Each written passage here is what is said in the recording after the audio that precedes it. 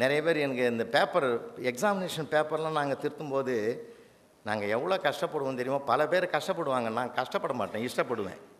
ஒவ்வொரு பகுதியும் படிப்பேன். சூப்பராக எழுதுவான் சார். அவனை மாதிரி சிந்தித்து எழுதுகிற ஆளே கிடையாது. இன்னொன்று தெரியுமா? பெண் பிள்ளைகள் பெற்றவங்க சந்தோஷப்படுங்க. உண்மையிலே இந்த நாட்டில் தர்மம் இன்றைக்கும் அறம் இருக்குதுன்னா பெண்களால் தான் அந்த அறம் தழைக்குது, நம்புகிறவன் நான். ஒரு பெண் குழந்தை ஆன்சர் தெரிஞ்சால் தான் எழுதும். நம்ம பையன் அப்படி இல்லை. ஆன்சர் தெரியாட்டாதான் பக்கம் பக்கமாக எழுதுவான்.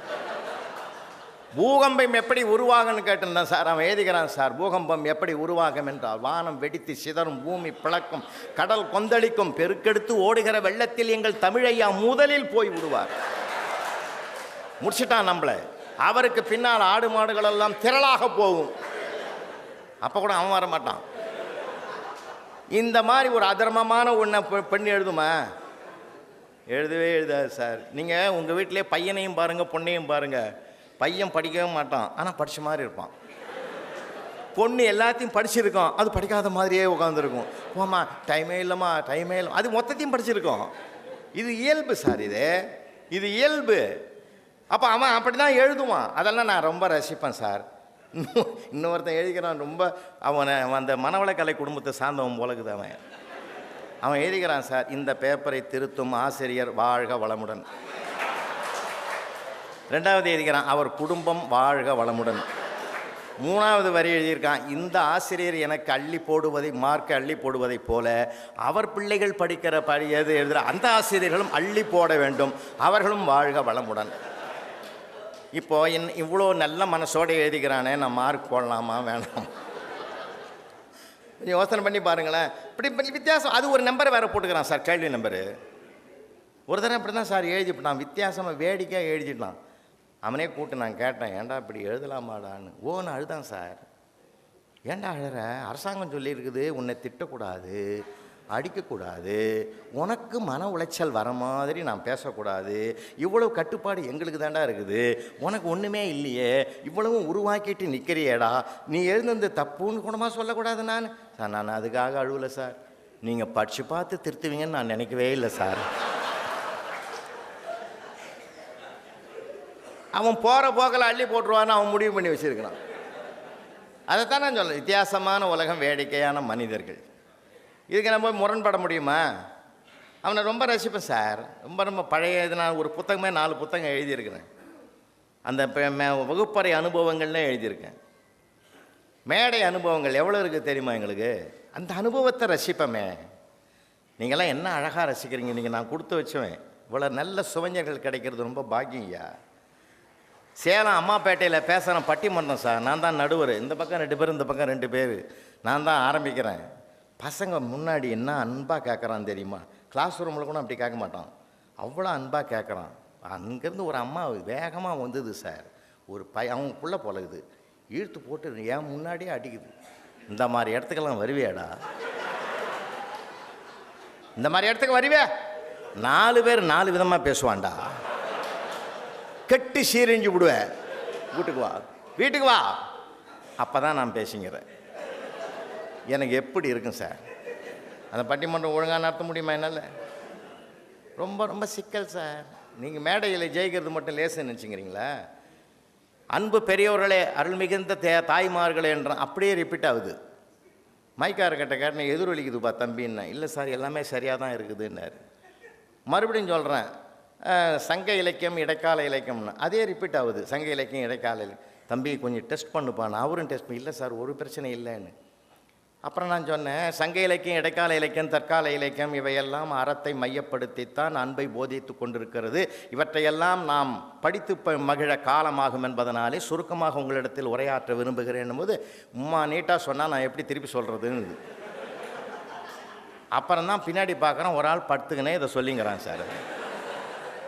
அவன் எங்கே போயிருப்பான்றது உங்களுக்கு தெரியும் சார். உண்மை அனுபவித்து சொல்கிறேன். ஏன்னா இவ்வளோ நெருக்கடி, ஒரு நெருக்கடி நமக்கு வருகிற போது தான் நாம் யார் என்பது நமக்கே தெரியும். நெருக்கடி நம்ம மேலே கோவப்படக்கூடாது. நான் தமிழறிஞர் தென்கட்சி சுவாமிநாதன் இருந்தாங்க இல்லையா, இன்று ஒரு தகவல். அவரை நான் ரொம்ப வணங்குவேன். ஏன்னா அவரோட 7 ஆண்டுகள் நான் பயணம் பண்ணுவேன். அற்புதமான மனிதர். அருமையான மனிதர். ஒரு விஷயத்தை உண்மையை சொல்லிட்டோம்ல உங்களுக்கு, ஏறத்தாழ 40 ஆண்டுகள் மேடையில் பேசிய ஒரு மேடையில் கூட ஒரே ₹1 கூட அவர் வீட்டுக்கு எடுத்து போனதில்லை. இது எனக்கு தெரியும். அத்தனை பணத்தையும் ஒரு முகவரிக்கு அனுப்பிடுவார், ஒரு ஏழை குழந்தையின் முகவரிக்கு அனுப்பிடுவார். அவர் பாதையில் தான் நான் இன்றைக்கி ஒரு 12 பெண் குழந்தைகளை படிக்க வைக்கிறேன். அவர் தமிழ்நாடு முழுவதும் பண்ணார். ரொம்ப அற்புதமான மனிதர் சார். அவர் மாதிரி அவர்கிட்ட தான் நான் பல பாடங்களை படித்தேன், பல பாடங்களை படித்து கொண்டவன் நான் தான். குறையாக வர்றதை கூட நிறையாக பார்க்குற பழக்கம் எனக்கு வந்ததே அவரால் தான் சார். உண்மையில் சொல்கிறேன். எப்படிப்பட்ட மனுஷன் தெரியுமா? தென்காசி பக்கத்தில் போய் பேசிட்டு குற்றால அருவியில் குளிக்கலாம் நானும் ஐயாவும் காலையில் போகிறோம். அதெல்லாம் அனுபவம், கூட இருந்தது அனுபவம். அவரோடு பிர்லா கோளரங்கத்தில் பயின்று வேலை செய்கிற 2 நண்பர்கள் வந்திருந்தாங்க. பார்த்துட்டாங்க அவரை. சாமிநாதா, இந்த அருவி கொட்டுற உயரமான இடத்துல இருந்து நீ என்று ஒரு தகவல் சொன்னால் எப்படி இருக்கும்னு கிண்டல் பண்ணாங்க. ஐயா சொன்னார் சிரிச்சுக்கிட்டே, நல்லா தான் இருக்கும், நீ ஏன் வீட்டுக்கு தகவல் சொல்ல வேண்டியிருக்கும்னாரு. எப்படி இருக்கு பார்த்தீங்களா? தாக்குதலை கூட தாங்குதலாக மாற்றுகிற மனப்பக்குவம் பெற்றுவிட்டால் அவங்க தான் ஜெயிச்சுக்கிட்டே இருப்பாங்க வாழ்க்கையில். ரொம்ப அனுபவம் அவர்கிட்ட நிறைய நான் பார்த்துருக்கிறேன். வைகை எக்ஸ்பிரஸில் புறப்பட்ட மதுரைக்கு வந்து விழுப்புரம் ஜங்ஷனில் நிற்குது. ட்ரெயின் புறப்படுற நேரத்தில் இந்த ஸ்டாலில் மசால் வடையை கொண்டாந்து கூடையில் வச்சு கொட்டிட்டான். கமன்னு வாசனை வருது. ஐயா சொன்னார், 500,000 செலவு பண்ணாலும் நம்ம வீட்டில் இவ்வளோ வாசனை வரலடா, என்னம்மா செய்கிறான்னு தெரியலன்னார். வாங்கிட்டு வரேன் ஏன்னு இறங்கி ஓடி போய் பொட்டலம் கட்டுற பையன் ஒரு 15 வயசு இருக்குது. அவன் கையில் ஒரு ₹20 நோட்டை கொடுத்து சீக்கிரம் கட்டுறா, ட்ரெயினை பிடிக்கணும்னா கலகலன்னு அந்த பையன் சிரித்தான். சார், என்னடா நான் சிரிக்கிற மாதிரி எதுவும் சொல்லலை, ஏன் சிரிக்கிறேன்னா, அவனும் வடையை வச்சு எலியை பிடிப்பான், நீ ட்ரெயினையே பிடிக்கணும் சொன்ன பற்றியா, அதை நினச்சி தான் சார் நான் சிரித்தேன்னா. அதை எப்படி மாற்றுறான் பார்த்தீங்களா? அதை சிரிக்கிறதுக்கு ஒரு ஹியூமருக்கு காரண காரியமே தேவையில்லை சார். அந்த நயம், அந்த சுவை, அந்த அனுபவம், அதை நம்ம பெற்றுவிட்டாலே போதும். ரொம்ப சந்தோஷமாக இருக்கலாம். நான் அனுபவிச்சது சொல்கிறேன். கிட்டத்தட்ட ஒரு 25 வருஷம் இருக்குது சார். 25 வருஷத்துக்கு முன்னாடி எங்கள் சிட்லப்பாக்கத்தில் லைன்ஸ் கிளப் தலைவர் லைன் சிவகுமார் இருந்தார். இங்கே அருமை நண்பர்கள், ரோட்டரி நண்பர்கள் வந்திருக்காங்க. நாங்கள் லைன்ஸ் அது மாதிரி அவங்க எல்லாம்னா சேவையே நடக்காத நாட்டில் அந்த அளவுக்கு ஒரு உயர்ந்த மனிதர் அவர். அவருடைய வீட்டுக்கு நான் போயிருக்கிறேன் சார். இதை கூட என் புத்தகத்தில் எழுதியிருக்கேன், என் அனுபவம் அது. அப்படி போய் உட்காடுறேன். அவர் சொன்னார், அவனுடைய மகன் பேர் சாம்பசிவம், சாம்புன்னு கூப்பிடுவாய். சாம்பு புலவரையா வந்துருக்கிறாரு, அம்மா கிட்ட சொல்லி சர்க்கரை இல்லாத பால் வாங்கி வந்து கொடுறான்னு சாப்பிட்றதுக்குன்னார். அந்த பையன் ஒரு சவுண்டு விட்டுன்னு வேகமாக உள்ளே ஓடி போய் அம்மா கொடுத்த பால் அந்த டம்ளர் நிறைய அந்த மகராசி வழியே கொடுத்துடுது.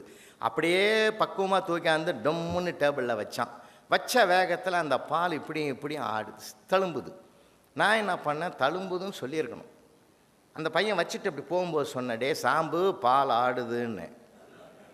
இல்லை மாமா, அது மாடுதுன்னா.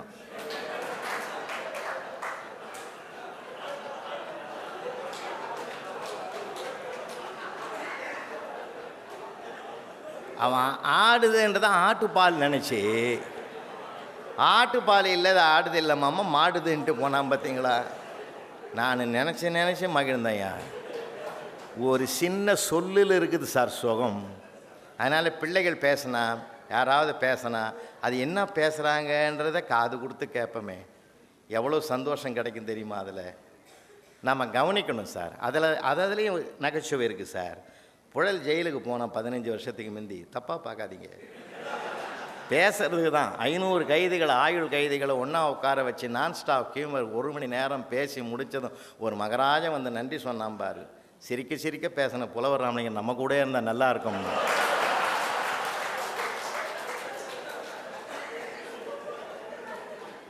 நான் என்ன தப்பாக நினைக்க முடியும்?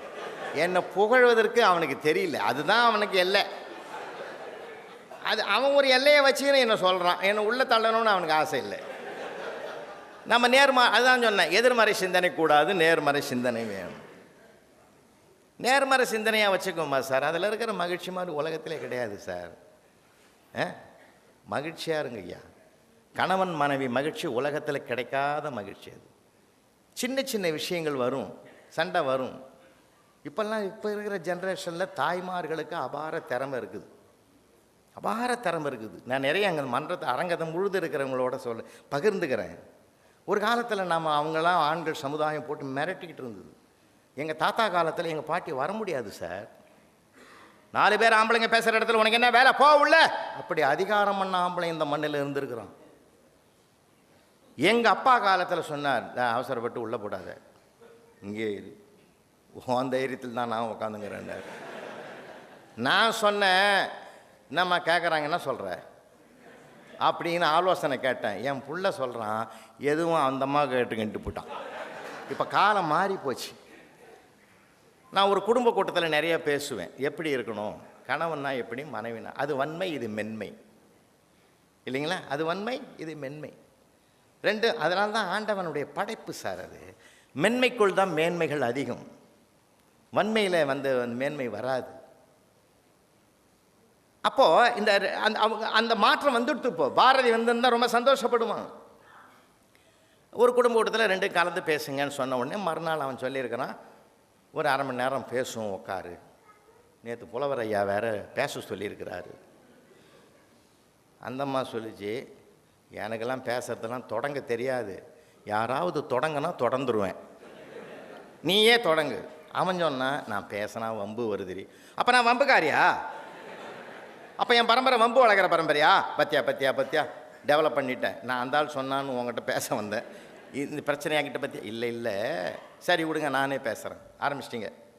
இந்த சீரியலில் சொர்க்கம் நரகம்னு வசனம் வந்தது மாமா. அந்த சொர்க்கம் நரகம்னா என்னன்னு தெரியல, எப்படி இருக்கும்? அதுவா செல்லம், சொர்க்கம் நரகம் எப்படின்னு கேட்குறியா? இல்லை, நான் என்ன நினைக்கிறேன் மாமா, நாம் 2 பேரும் சேர்ந்து போகிற இடம் தான் சொர்க்கம்னு நான் நினைக்கிறேன். அந்த அம்மா மறுபடியும் குறுக்க வந்தது, அடி கண்டுக்குட்டி, 2 பேர் போகிற இடத்துக்கு சொர்க்கம்னு பேர் இல்லடி, மாமா மட்டும் போகிற இடத்துக்கு தான் சொர்க்கம். அப்படின்னா சொர்க்கம் எப்படி இருக்கும்? அப்படி நம்ம மாமா அப்படி என்ட்ரு ஆனன்னா ரம்பா ஊர்வசி திலோத்தமையெல்லாம் என் கை 2ஐயும் பிடிச்சிக்கிட்டு வாங்கவோ வாங்கவோன்னு அழைச்சிக்கிட்டு போவாங்க. நரகம் அது ஒரு கருப்பு குரங்கு வந்து தான் உன் கையை பிடிச்சி உள்ளே கூட்டியும் போகும். போங்க மாமா, உங்களுக்கு இங்கேயும் பேரடிகி அங்கேயும் பேரடிகி, எனக்கு மட்டும் இங்கேயும். அவன் ஜென்மத்துக்கு பேசுவான்.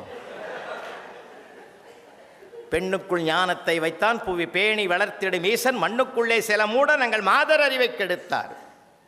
இப்போ காலம் மாறி போச்சுங்க. அவ்வளவு மகிழ்ச்சி ஆனந்தமும் அவங்களுடைய திறமையும் இன்றைக்கு வளர்ந்துருக்கிற ஒரு காலம். அதனால தான் சொல்கிறது, உங்களெல்லாம் வணங்கி கேட்குறேன், ஒரு ஜவுளி கடைக்கு போனால் இந்த ஒரு லட்சம் போய் நீ வாங்கிக்க தேவைன்னு சொல்லக்கூடாது. ஒரு நகை கடைக்கு போகிறோமா, இந்தம்மா பணம் உனக்கு வேண்டியதை வாங்கிக்க சொல்லக்கூடாது. தயவு செஞ்சு எல்லாருக்கும் சொல்கிறேன், ஐயா பாலமுருகன் உள்ளிட்ட அத்தனை பேருக்கும் இது பொருந்தும், எனக்கும் பொருந்தும். சேர்ந்து போவோம் சார், அதில் ஒரு லைஃப் கிடைக்கும் சார், ஆனந்தம். அதை விட என்ன இருக்கு ஐயா, என்ன இருக்குது சொல்லுங்கள் பார்ப்போம். பணத்தை மட்டும் கொடுத்துட்டா போவாது சார், கொஞ்சம் நம்ம மாற்றிக்குவோம். நான் சொல்கிறதில்ல, நானும் செய்கிறவன் தான். 2008 பிஎஃப் லோனு, பிஎஃப்லாம் வந்தது எனக்கு திரும்பி. 2007 ரிட்டையர்மெண்ட்டு, பிஎஃப் வந்தது, ஒரு 3 லட்சம் ரூபா வந்தது. அப்படியே பர்சலை வச்சுக்கிட்டு, நீ ரொம்ப நாளாக நகை கேட்டியா, வா போகலாம். நகை கடைக்கு உள்ளே போனோம். அவரும் எல்லாம் உள்ளே கூப்பிட்டு ராஜ மரியாதை கொடுத்தாரு. எங்கள் வீட்டு அம்மாவுக்கு தான் ராஜ மரியாதை கொடுத்தாரு. உள்ளே போச்சு. ஏன் நான் 3 லட்சம் வச்சுருக்கிறதுன்னு அதுக்கு தெரியும். அந்த 3 லட்சத்துக்கு என்ன கணக்கு போடணுமோ அவ்வளவும் கணக்கு பண்ணி 3,15,000 ரூபா இந்த ஜிஎஸ்டி அது இதெல்லாம் போட்டு, அப்போ இல்லை இந்த செயற்கூலி சேதாரம்லாம் போடுறாங்கல்ல, இப்போ போடுற மாதிரி அப்போ அதை சேர்த்து போட்டாங்க. 3 லட்சத்து ரவுண்டாக வந்து 15 ரூபா சொச்சம் வந்துடுது. ஓரளவுக்கு நகையை வாங்கணும். கிட்ட பில்லு கொடுக்கும்போது அந்த நகை கடைக்காரர் சொன்னார், அது மாதிரி ஒரு அற்புதமான மனிதரை பார்க்க முடியாது, இந்த நகை கடை ஓனர் மாதிரிலாம். அருமையாக சொன்னார். டேய் சார், நமக்கு ரொம்ப வேண்டியவர், அந்த 15 ரூபாயை தள்ளிடு. என் வீட்டுக்காரர் என்ன ஒரு மாதிரியாக பார்க்குறான், உன் மதிப்பு 15 ரூபா தானே. அந்த நகை அவள் கழுத்துக்கு போச்சு. அவளுக்கு மகிழ்ச்சி தாண்டவம் ஆடுது. அப்படியே நாங்கள் புறப்படலான்னு முடிவு பண்ணும்போது நகை கடைக்காரர் சொன்னார், வாங்க சார், சும்மா போகிறீங்க, அம்மா அவ்வளோ நகை வாங்கியிருக்கிறாங்க, நீங்கள் சும்மா போகிறீங்க அப்படின்னு ஒரு காலி பர்ஸை கொடுத்தான். பார்த்தீங்களா, என் ஜென்மத்துக்கு மறக்க மாட்டேன் சார். அதை ஏன் பர்ஸை காலி ஆக்கிட்டு அவர் ஒரு காலி பர்ஸை கையில் கொடுத்தாரு. பார்த்தீங்களா, அதை அப்படியே சந்தோஷமாக மகிழ்ச்சியாக நினச்சிக்கின்னு உள்ளுக்குள்ளே வரேன். அடடா என்னடா உலகம்னு நினச்சின்னு வெளியில் வரேன். எங்கள் வீட்டு அம்மா அந்த முழங்கையில் இப்படி வச்சு அப்படி ஒரு தட்டு தட்டி, என் கூட வந்ததுனால தானே உனக்கு ஒரு பர்ஸு கிடச்சிது. சார் இதை விட என்ன சார் ஆனந்தம் வேணும்? எத்தனை கோடி கொடுத்தாலும் இது கிடைக்குமா சார்? எத்தனை கோடி கொடுத்தாலும் இது கிடைக்குமா?